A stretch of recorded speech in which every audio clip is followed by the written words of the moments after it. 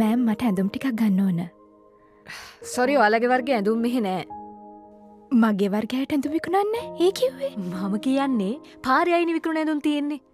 එතනට ගිහින් ගන්න. ඔයාගේ අතේ තියෙන සල්ලි වලට ගන්න පුළුවන් එහින්. මෙහෙ ඔයාගේ ගානට ගන්න මුකුත් නෑ. මේ අහන්න මෑම්. මෑම් ඒකට කමක් නෑ මං යාට උදව් කරන්නම්. අනේ මට මොකෝ. ඔයාට ඔච්චර අනුකම්පා නම් ඔයාම බලන්නකෝ. මෑම් මේ පැත්තෙන් එන්න.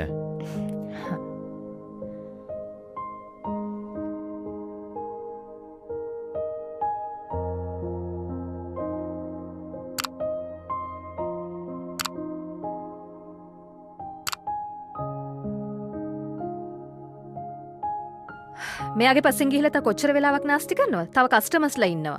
ඉක්මන් කරන්න.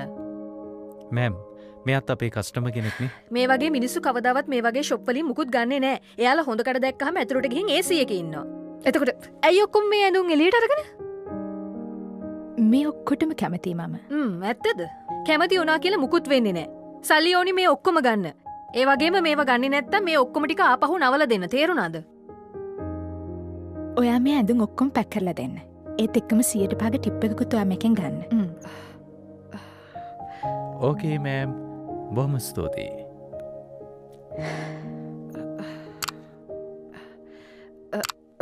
ඔයා මේ ඇඳුම් ඔක්කොම ගන්නවද? මට ඕනේ නම් මේ මුළු ෂොප් එකම උනත් ගන්න පුළුවන්. ඒත් දැනට මට ඕනේ මේ ඇඳුම් ටික විතරයි.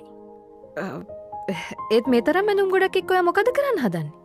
හැම මාසෙම මේවා ගන්න අසරණ අයට දෙන්න. ඒ වගේම මේ ෂොප් එකේ ආйти මිස්ටර් මෙහෙතා මගේ හොඳ යාළුවෙක්. එයා මගෙන් රික්වෙස්ට් කරා මේ වතාවේ මේ වැඩේට ඇඳුම් මෙයාගේ ෂොප් එකෙන් ගන්න කියලා. අන්න ඒ නිසයි මම මෙහාට ආවේ. ඇත්තටම මම පොඩි වරදවා වැටහ ගැනීමක් I'm really sorry. yes. ඔයාට වෙන්න පුළුවන්. මොකද මම සරල ජීවිතයක් ගත කරන නිසා බ්‍රෑන්ඩඩ් ඇඳුම් ඇඳලා නැහැ. ඒකෙන් කියන්න බෑ මට මේව ගන්න බෑ කියලා.